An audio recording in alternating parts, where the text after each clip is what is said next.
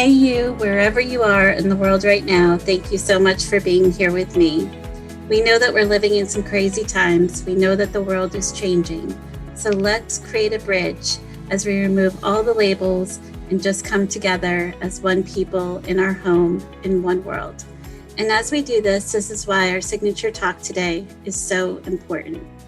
Today, I am so excited to welcome my guest back, my dear friend Jackie. Jackie and I are partnering to share a very special series over the next 2 weeks in regards to sexual abuse and healing. This is going to be a very poignant conversation, and for anyone who may have gone through this or has experienced this or know someone who's experienced this, we want you to know that this is not a conversation that's just totally involving trauma, but more of a healing conversation. And we will be discussing some very delicate topics during our conversation. So if this is something that you feel may trigger you or may be difficult for you to hear, please keep in mind our sole purpose is for helping the world heal and to be a space of comfort and healing. So with that said, I would like to welcome my guest speaker, Jackie, back to the Retreat to Peace platform. Jackie, I am so honored that you're willing to come forward in this space and partner with me in this particular topic. This is something that I've asked many women to come forward and talk with me about. And it's been very difficult because I think most women just have a really difficult time coming forward because of shame or fear or a combination of feelings and emotions that are attached to whatever it is that they experienced. So it's really courageous of you to come forward and share your testimony with us in the audience and just really shine a light on what exactly is occurring in your life and coming forward to share some of the healing journey that you've been on with this process. So if you could, just for a moment, I hear the birds or the crickets in the background, and it's so beautiful because it just reminds me what a beautiful world we live in, and we are constantly being reminded of God's beauty. So it's really poignant for this moment in time when we're talking about something so delicate and fragile. But if you could just take a moment and tell me what it is that really made you passionate to come forward and talk to this audience and what you see as your overall goal and objective for the listeners that are listening to you today. Well, first of all, Kathy, I want to thank you for having me. It's an honor to be here. And I'm so humble and full of gratitude to be here. So thank you so much for giving me this time and having my voice be heard. It's so important. It was a God calling, plain and simple. God spoke to me and said, I want you to tell your testimony. I believe personally, with all that's going on in the world, there's just a deep, deep calling for people like myself and people like you to bring this difficult subject up in love. And both our points tonight by doing this is for healing, and it's for spreading that love to people that have experienced what we have experienced, mostly for people that I feel, in my opinion, are in bondage because they're holding on to their pain. They're holding on to their fear of being able to come out. It's hard in a way to be able to trust, to be able to do that. But here I am trusting the world with my story. So, I guess I'm just like bloomed like a flower and I'm ready.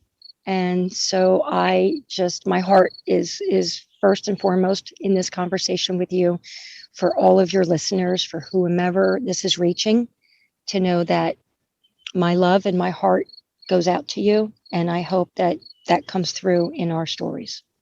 Yeah, and I couldn't agree more that I think the overarching message to anyone who's been touched by this topic is that healing is possible. It's possible for you, it's possible for the people who've been affected by it, and you don't have to suffer alone.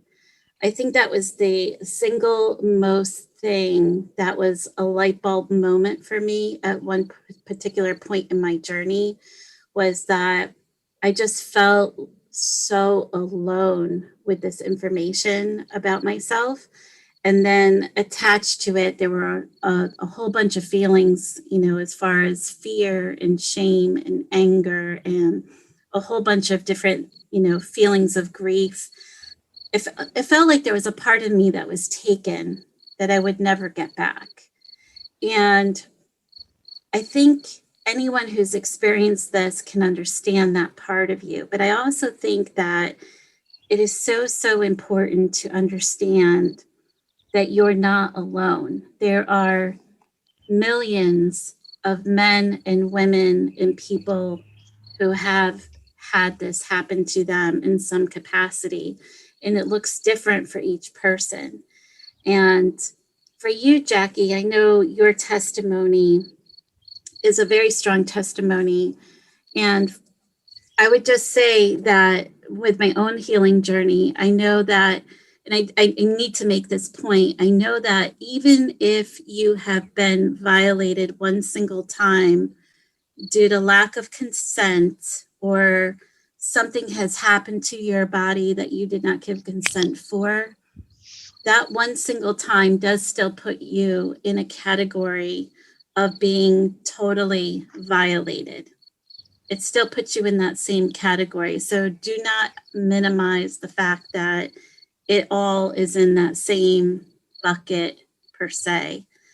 And I know for a lot of people that it does look different. So for me as a little girl, I was very, very young, 4 or 5 years old. But I know that there's a lot of women that are teenagers. There's some that get through teenagehood and young womanhood, and then they're full adults and something happens to them. But no matter where it happens in your timeline or your journey, the fact that it happens, it does invoke trauma. And the important thing is to know that part of what triggers us sometimes is just knowing that our body has retained information, that information that's in our cells, that DNA in us. When we are triggered by something we see, something we smell, maybe it's something we touch or hear or sense, that information floods us, and then it starts this process of these feelings that we feel like we have lack of control over, and then we start to feel like we are different than other people. So this message is really about lovingly putting our arms around you to let you know that the space that you're sitting in, you're not alone, and there's a lot of love and support for you. And during our time together, we're going to offer some hopes of healing and some ideas that we can share with you to help you get started on your healing journey if you've not started this process. So Jackie, for you, this is a God calling for you to share your testimony. And we've chosen our platform for you to put this out because it is a God calling. So tell us a little bit about your journey and how you got here.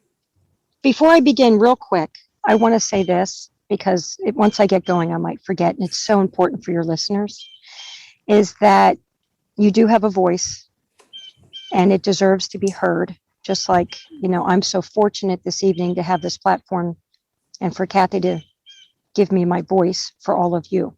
So just know that we support and love all of you, and your voice matters, and we encourage you to have it be heard. So before I got going, I wanted to say that. And so my testimony of my journey started when I was 4 years old. Myself, Kathy, you and I both have young memories. That was my first. It was my grandfather, my father's father. My second experience was 2 years later when I was 6, and it was my father's brother. And I'm an only child, so I need to say that. I don't have any older brothers or sisters. And after my second experience of being victimized by my uncle, it took 6 years for me to tell my mother, because I was told that I would be killed if I said anything after my uncle had his way. So it took me 6 years. It took me 6 years of putting up with them coming over to the house every weekend, and me sitting on their laps and just acting like everything's just fine. And, family's great, the world is wonderful, and we go on with our life. And so 6 years later, when I'm 12, I tell my mother, and you can imagine the shock that a mother would be in to hear this from her child. I'm a mother, you're a mother, so we can relate to that. Any mother that's listening can relate to that. And so, lo and behold, my mother took me to a professional to ask me specific questions for children that are compromised in this way, whether or not they are just lying and telling a story for attention, or if they're telling the truth. And it did come out that I was telling the truth. And so I was there, believe it or not, when my mother confronted my father. And he denied it, got angry, screamed, hollered, told me I was a liar, and told my mother I just said this for attention. People that are listening to this, you need to know that that is a form of abuse. When you are so frightened that you have the courage to finally tell someone and you're not validated. So that was my first experience with, I would call abandonment even, okay? And a form of abuse, another form of abuse that wasn't sexual abuse, but that was abuse. As I grew up, it totally broke up my family unit. My parents got divorced. My mother spent the next 30 years of my life blaming me.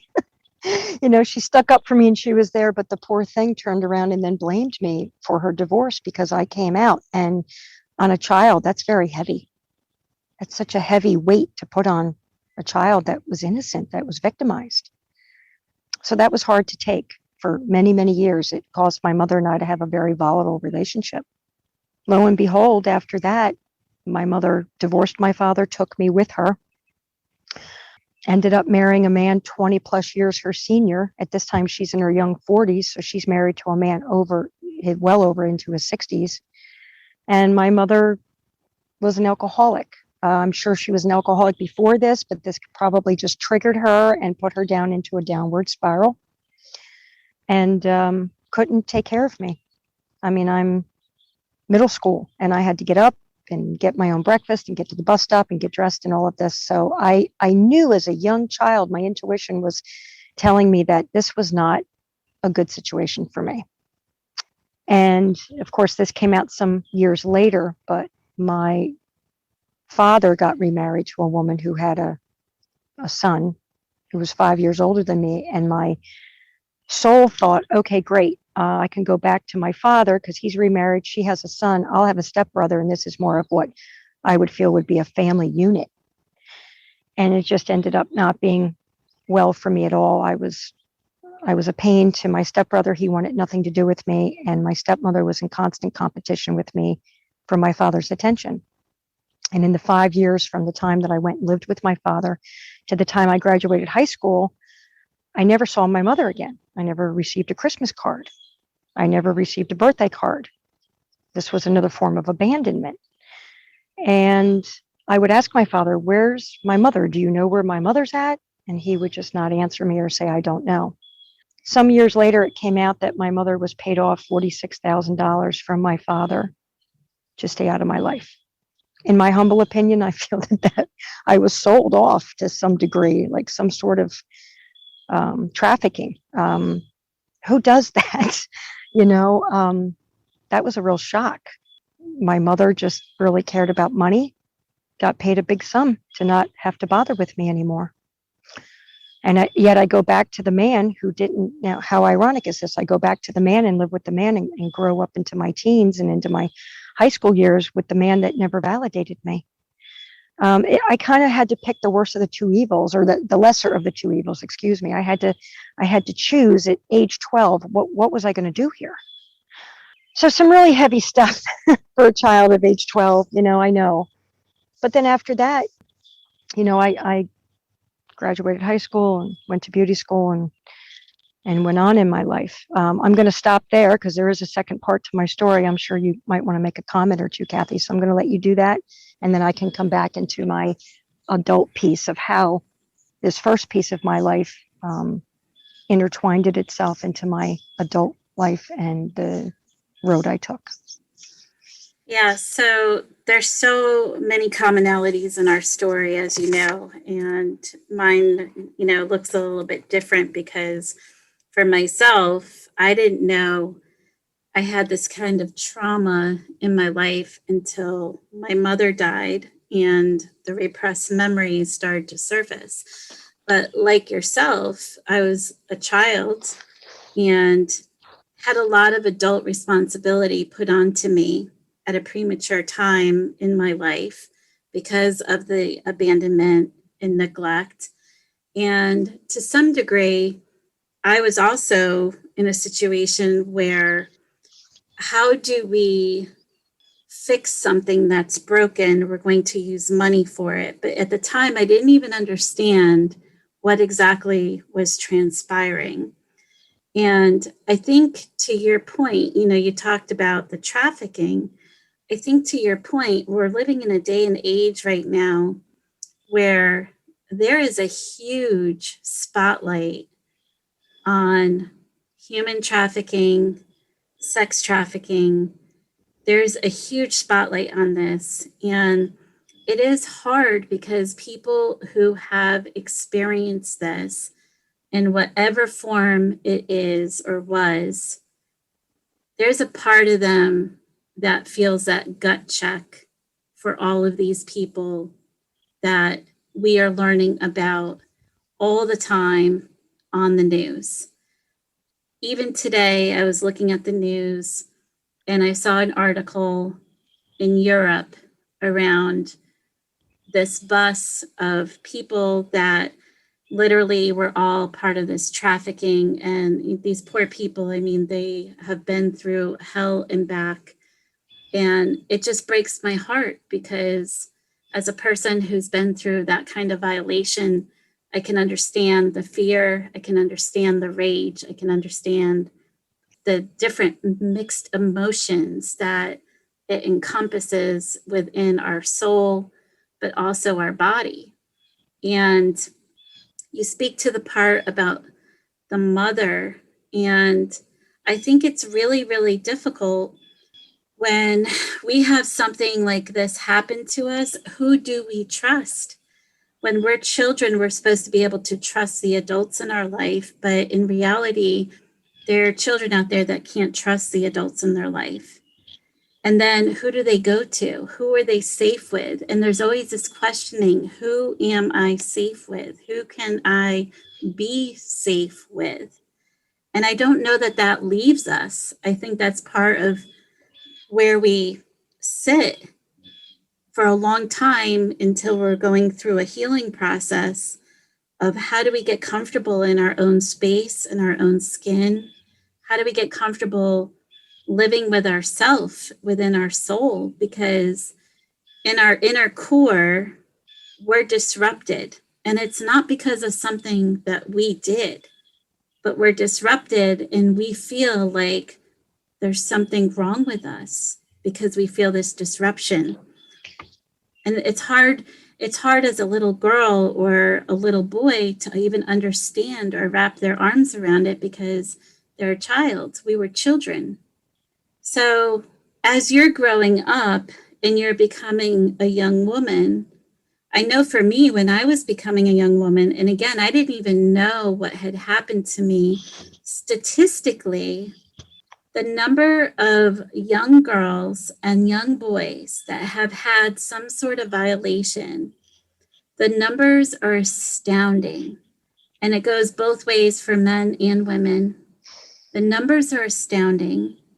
And then combined with the fact that they don't feel safe. They don't have a safe place to go. So if anyone's listening right now and you're feeling this, continue to join Jackie and I through this conversation, because we're going to help you get to this safe space and help you with some of the tools. Because I know for myself, when I was a young woman, when I was 13, 14, 15, 16, I didn't even know that I had this history, because my mind, your mind is so powerful, it blocked it out. But then that compromised me and put me in situations where I was raped. So being put in a situation like that, my body response, I froze. I didn't know how to fight. I froze because as a little girl, we don't know what's happening, but that's what happened. And then I had to live with that. Why did I freeze? Why didn't I fight? And then I felt guilt and shame and all kinds of feelings attached to that. So, and that's true for a lot of people that have those early violations. They'll have repeated episodes of something happening because whether they know it or not, they're in a space where they haven't fully healed or addressed it. And then it's a matter of taking your power back and owning what it is that has happened. So as you're a young woman and you're going through adolescence into teenager and, into adulthood, what happens with you? Well, with me, different from you, Kathy, and this is what makes this story tonight so beautiful, because your experience is very similar, yet it's different. You had blocked some things out. I, however, didn't block anything out. In fact, I went a different way and I used my victim, okay, and I victimized and manipulated others. I knew that I had this card, this ace card, if you want to call it, in my back pocket that, oh, I was a victim. I was a victim of this family abuse that, just so your listeners understand, my father he never pressed charges. He never came after his father and brother. They walked free. They were never punished or reprimanded for what they did. So I knew that, right? I knew that. I was aware of that. I had to live with that. And let's face it, I held on to, which of course now I can speak of. Back then, I wasn't probably psychologically totally aware of it consciously. I was holding a lot of resentment against my dad because, like you're saying, for young little girls and little boys, your parents are when you're young, they're your everything. You look up to them. They're your protectors. They're your providers. So when these people that you call your parents turn on you, hurt you, betray you, it's the worst, right? So I used my power unwisely. As I was growing up, I had gone, just to catch everybody up kind of quickly, I had gone through 2 divorces. And it was in between my second and third divorce that I'm in my young 30s now, late 20s, young 30s. And I'm thinking, well, to myself, I came to the end of myself to say, maybe I need some therapy.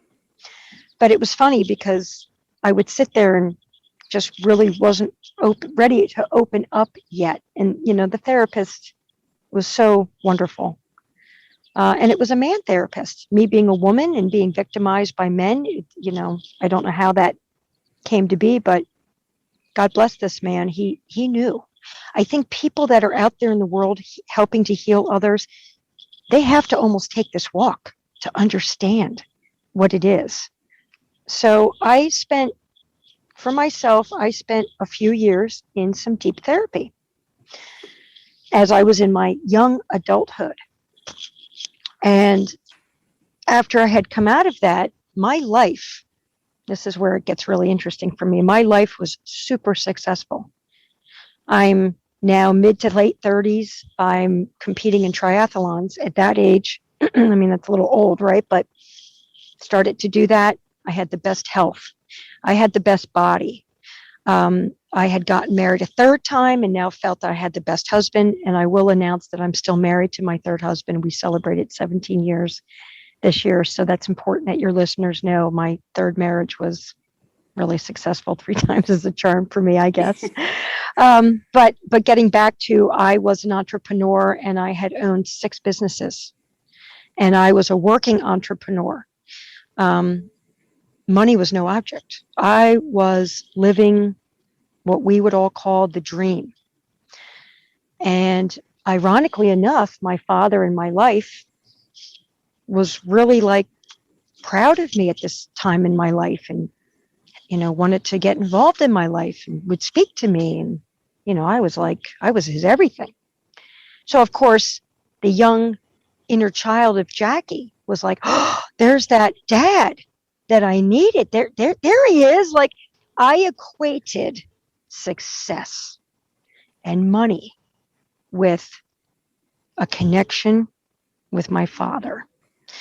And that's where my life and story turns, for, again, a bad turn, but so powerful and so important to let your listeners know, because that was the footprint, or the imprint, I should say, the imprint that was made on me. Of course, it was made on me very young, but here I am now an adult, and it's still being made on me.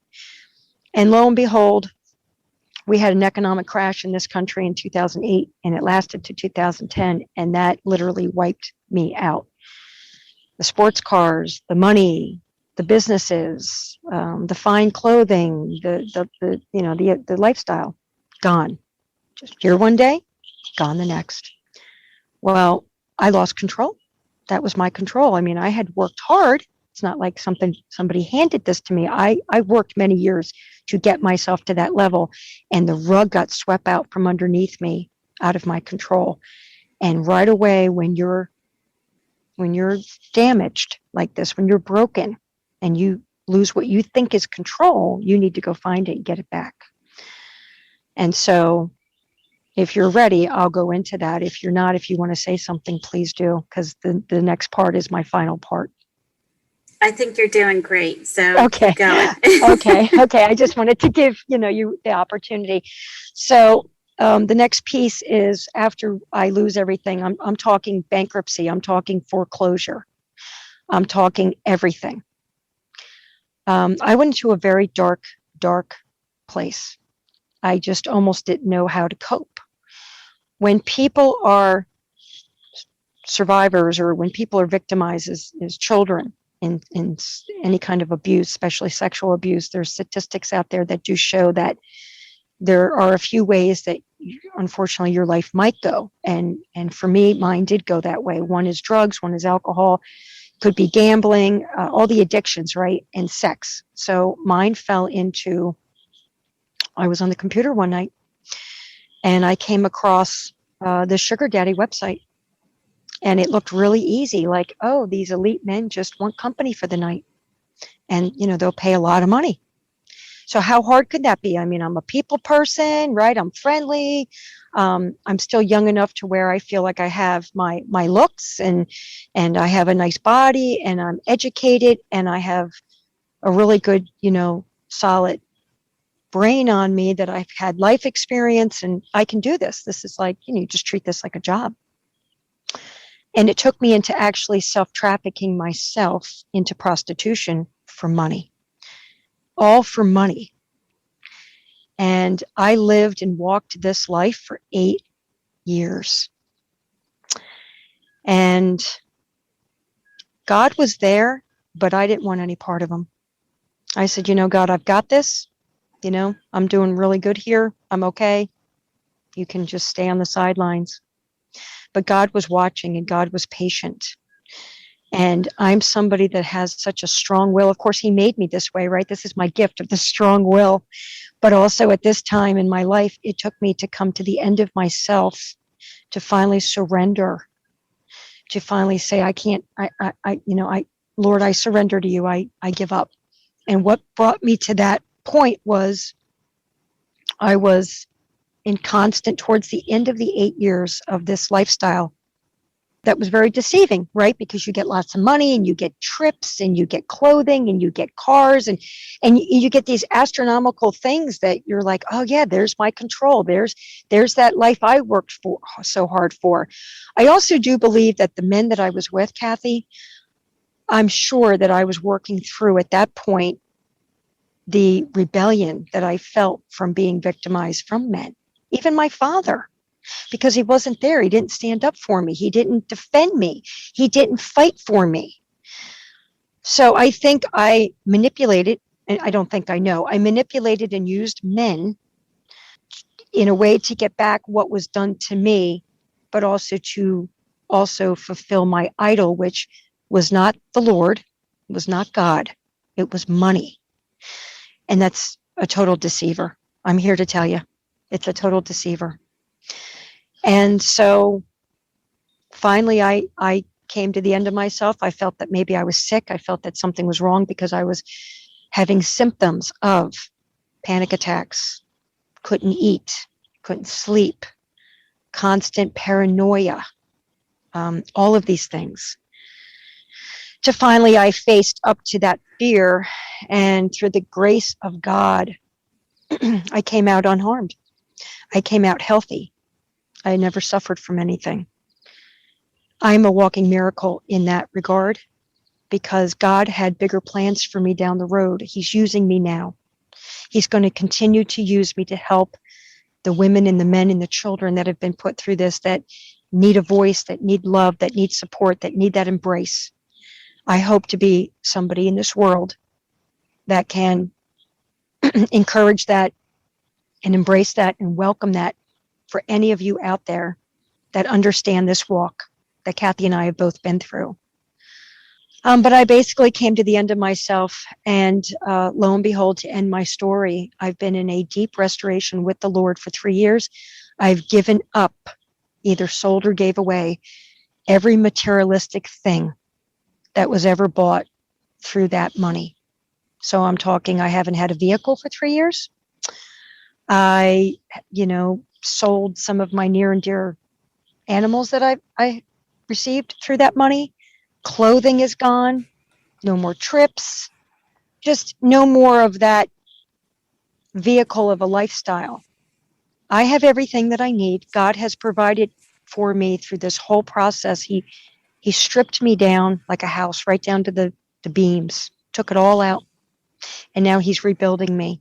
He's rebuilding me to where my gifts and abilities of what he made me with can finally shine and come out through this restoration. Yeah. It's very powerful. There's so much going on here to talk to. And I think, one of the things that I definitely want to circle back to is this topic of addiction. My journey with going through the healing process, I was in middle school and I was taking a course, psychology course. And my teacher literally said, I want every single one of you to look to your right and look to your left. One of you three will be in counseling at some point during your life. And when he said that, I knew instantly that I was going to be that person who was in counseling. Now, part of the reason I knew this is because I didn't have the adult support in my life, much like you, Jackie. I was doing a lot of adulting type of stuff as a child. So there was a part of me that feels like my childhood was robbed. Like I really didn't have that childhood experience of what all the other children would talk about when I was in school. And I was already mastering a game of wearing a different mask, a different face. When I was with people and they would talk about things, I would never let them see the true me because I was afraid if they saw the true me that they wouldn't accept me. They wouldn't be able to accept me or handle me based on what it was that I had experienced. And I knew these people had nothing to what I had as far as the amount of baggage that was on my back, even as a little girl, what I was carrying. And that weight of what I was feeling day to day, going to school, whatever. Interestingly enough, because there was so much going on for me, my addiction never turned into drugs or alcohol or sex, gambling, these kinds of things. It became a work addiction. So I worked 3 jobs to put myself through school. When I would tell people this, people would say, well, when did you sleep? When did you study? When did you do this or that? And I didn't bat an eye, because all I knew is that I needed to throw everything I had into what I was doing, because if I stopped moving, I literally felt so much fear come over me that I felt like I could literally die. Like, that's how much state of fear that I was in. And this was long before I even knew what the word anxiety was, long before I even understood what trauma was, or, these different terminologies that we use today in our everyday language. But my addiction, and it is interesting, because, most people that have some sort of violation, they do have some sort of addiction that goes with it.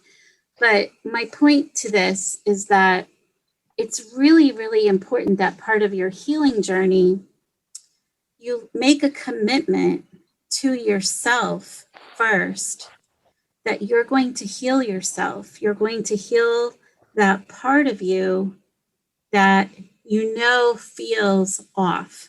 There's something that doesn't feel quite right. And that internal space of you where you're uncomfortable with your own self, that's the part of you that you need to heal. And in any addiction, where it's drugs, alcohol, any kind of addiction, there is a recovery process, which a lot of people use around the world, which is the 12-step program. And the 12-step program, which most people don't realize, is actually based on all of the world religions. They've taken the best components of each of the world religions and have put it into this capsule of creating a recovery program. But the first step in this is making a commitment to God, making a commitment to know ourselves, making a commitment to know others. This is the first step in this program. So you have to admit at some point that you're in the space where you don't have the control to fix it all by yourself. So as we started with this conversation, you're not alone. You're not alone. And Jackie, you said it. You were called to share your testimony. You were called. God called upon you to share your testimony. So do you remember when he called you? I do. It was so specific, and I will never forget it. I was attending a women's only Bible study at my church. And this goes back, I think we started in February of 2021. So it ran from February, March, and April. It was a lengthy one. And the title of it was Armor of God. So it was really, really perfect timing. But then God's timing is always perfect, right? So learning how to wear your armor of God. And there's 7 pieces. And so at the end of that Bible study, at the very last night, we're all sitting in tables, maybe like 5 or 6 of us. It was a huge group of women. I'd say it was about 50 women, which, God was moving. I mean, it was fantastic to see that many women come out for this teaching. And at the very last night, it was this like loud fatherly voice in my head that said, you need to tell your testimony. in this church for these women. And I went to myself, of course, I'm like, what? Because I need to say this. This is so important that this is not easy.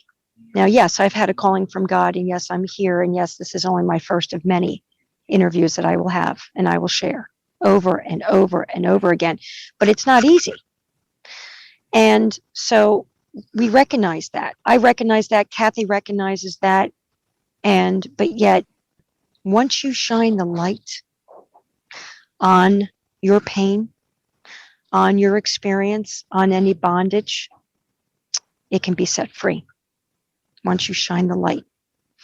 So as tough as it might be, as hard as it might be, as difficult as it might be, if you can just find that inside of you to somebody that you trust, once you shine the light, once you speak the words, it can no longer harm you or control you. Because even what Kathy was sharing with her work, her excessive work, that was her form of control. My form of control was money. So this is so important to talk about all these different components. But yes, it was the last night of my women's Bible study. And I need to say one last quick thing is that I didn't really believe what I was hearing. So a few weeks went by and I kind of just put that on the back burner. Like, yeah, I think I heard that, but I don't think I heard that. And nobody wants to hear my story. And I'm not going to tell my story in church. And, oh, believe me, a few weeks later, I heard it again, because I'm going to be moving in the near future. And I thought, oh, I can't do this. I'm going to be moving. I've got other things to concentrate on. And believe me, God spoke again. He says, in this church, in this community, you are going to tell your testimony. You must tell your testimony. So there was no ignoring it. Yeah. Yeah. And there's, when God calls on us, I mean, it is pretty profound. And I know he tapped me on the shoulder with Retreat to Peace and this platform to give people a voice and to reach as many people around the world during a difficult time, to really let people know that they're not living alone in the space that we're in. And I think it's so important that we understand that our relationship to God is so important during this time, now more than ever. I mean, I look back at the last 20 years, even just going back, and the relationship with God has been kind of backburnered for a lot of people because people were more focused on the money, the possessions, what it was that they could acquire, whatever that meant for that individual. And the beautiful thing about what happened in 2020, even though we were forced into a space where we didn't have control and we were in this lockdown space, it's really interesting because this lack of control is what we didn't have when we were victimized in our circumstances, when we were being sexually abused.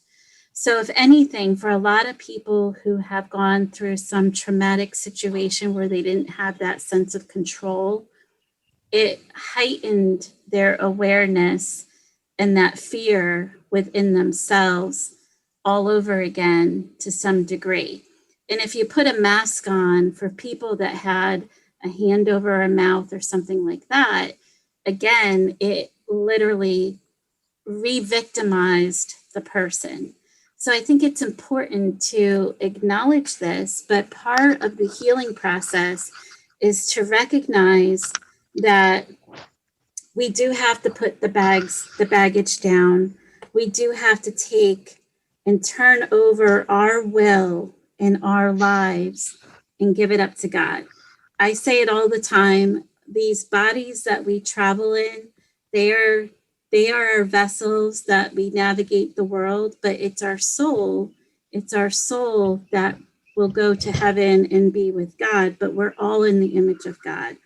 So it's really important that we turn our will and our lives, meaning our soul, over to God so that he can care for us and, take care of us. But also part of releasing this addiction and this process is being fearless in letting go of the moral inventory on ourselves. So, to much what you were saying, like you were saying, Jackie, you had this moral inventory. You were doing things that you knew were out of sync with your moral compass. You acquired all of these possessions that you used with, or that you purchased rather, with this money that you knew was tainted money. And you knew that this moral inventory of all of this needed to be released because it was a karmic debt that you were holding on to within your own soul. So when God taps us on the shoulder and says, okay, we have to make admission of our wrongs, this is when we really break the cycle of being held into bondage with any kind of addiction, because we're letting it all go. We're releasing it. We're surrendering it. Like you said, Jackie, we're completely surrendering it. And that in turn creates more spiritual awakening for all of us. So I just want to really emphasize that our recovery process is meant for us. And if you're living in a space where you're feeling any kind of feelings of embarrassment or being uncomfortable, or you're feeling apologetic, unworthy, sorrowful, you're feeling worthless, these are all feelings that are attached to shame. So if you're having shame around your spiritual being and space, this is a place that you can start with for your own spiritual healing, and just surrendering it and giving it up to God to help really restore your soul, your spirit, because we are made in the image of an emotional God, and an emotional God does experience anger and sadness, but an emotional God does not experience fear or shame. There is no fear in God. There is no shame in God. So releasing the fear, releasing the shame, and just really live in that space of being fearless and just letting this go, really letting it go. That would be one of the first steps, is just acknowledging yourself and where you're sitting, and then really handing it over to God. But with this, it takes time. It does. It takes time. I mean, Jackie, your journey, how long would you say it took you to really get to where you're in a space where you're feeling like you don't have all this attachment anymore? Well, I was going to say, from the time that I was 4, I'm 53 now. So what is that, 46 years that I've been living with this, calling it out, working through it, going through all of these things that you mentioned, the guilt, the shame, the unworthiness, big time for me. That's, we're talking my life pretty much. So for 4 years, it's okay. The time piece, I want to say it's not important. I think what's more important, it doesn't matter if you're on this earth and you're 99 and you call it out, you call out these lies, you call out this, I'm not going to live in shame and fear and guilt anymore, and you die the next day, then hooray for you. It could take a lifetime for some. That's okay. There's no judgment. I have been in a deep restoration with the Lord for 3 years. So it's taken me 3 years to surrender it, give it up, let go of the addictions. For me, it was money. It was also a part of self-respect that I lacked, because I thought people would only respect me and love me if I had money. See, I equated love to money way back when. This is what happened in my childhood with my father, and the money, and I'm no good unless I make a lot of money. And just 2 months ago, he called me up and said that I was no good because I'm at 53 and I'm playing on my farm and I'm not working right now. And it just bounced off me like oil and water. Didn't mean anything to me because I'm healed through that. That's his projections onto me, and I will not accept them. I've drawn the line in the sand and I will not accept this anymore. So I say, whatever time it takes, like I'm saying, it's been a 46-year journey. It's been a 3-year deep restoration. I think I'll always be in my restoration now. I think coming out, I think helping others, I think being on other platforms, I think talking about my story and my testimony over and over again. Every time I do it, it's a restoration. And I want to encourage all of your listeners to join me in that restoration, to join me in the peace that I sit in now. No money on this earth could ever buy my peace of mind right now and my joy and my happiness. I totally understand that. And one of the things that I think is so powerful is when you're in a space where you can help another person and just give them the fortitude, the drive, the hope, whatever it is, because you know that at some point, somewhere, there's someone who is maybe in the space that you were in at the time that you were victimized or something. And if there's any message that will light a light for them of hope, then it's worth it if it just touches one life. And I think part of this process, and I do want to tell the audience as well, is that Jackie's coming back to me next week. So we're going to continue this conversation. And our conversation next week, we're going to take a little bit more of a deeper dive into other areas of healing, but also being re-victimized and what we do with that and who victimizes us or re-victimizes us. And sometimes it can be some of the people that we trust the most that we never actually thought we'd see it coming from. So we're going to have a more intimate conversation around that. And we're also going to take a deeper dive into some of the forgiveness work because that's really, really important as part of this journey. But as we are talking tonight, I want to leave the audience with something that is really, really important, which is the Serenity Prayer. And I actually have the Serenity Prayer in front of me, which I'm going to read, which this is actually a Serenity Prayer that's used in a lot of recovery meetings. And it goes like this: God grant me the serenity to accept the things I cannot change, courage to change the things I can, and the wisdom to know the difference. Living one day at a time, enjoying one moment at a time, accepting hardships as the pathway to peace, taking, as Jesus did, this sinful world as it is, not as I would have it, trusting that God will make all things right if I surrender to his will, so that I may be reasonably happy in this life and supremely happy with him forever in the next. Amen. Amen. And the beautiful thing about this Serenity Prayer are the words acceptance, courage, and wisdom. Those are 3 very, very powerful words because we really do have to accept that there are things in life that we can't change. They can't be changed. So those things are our past, our childhood. There's mistakes that we've made along the way. There's consequences of those mistakes.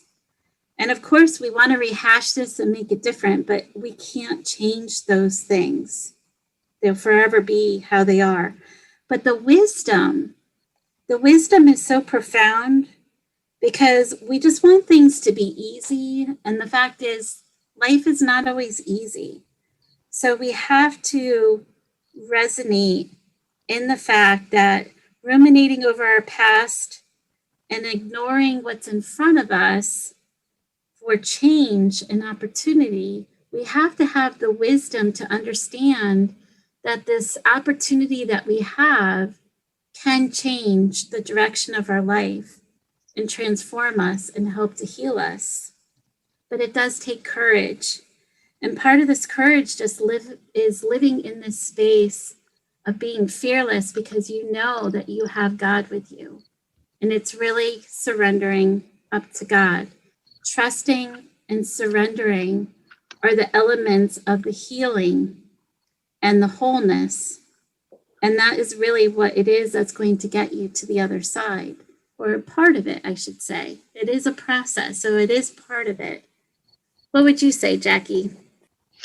I would definitely agree with what you said. And the two pieces I want to leave your audience with is, this is my story, like it's anybody else's story. This is not your identity. This is my story, not my identity. That is so important to remember. And the second piece is, and we can talk more about this in our next episode, but the people that have hurt us the worst, the most, the deepest, they are actually our teachers. They're actually giving us gifts. And I think that's a great introduction to the next section of the forgiveness piece, because once you can forgive, then you can accept the lessons that come from the people that hurt us and look at them as teachers. It's also a very important part of the healing process, I feel. I completely agree. So with that, we're wrapping up our time today, but please join us next week as we dive into part 2 that talks more about the forgiveness, the healing, being revictimized, and of course, just moving forward. So thank you so much, Jackie. And to our audience, we'll see you next week. This is Catherine Daniels with the Retreat to Peace, reminding you to live your life in peace. And as always, retreat to peace. And we'll see you next time.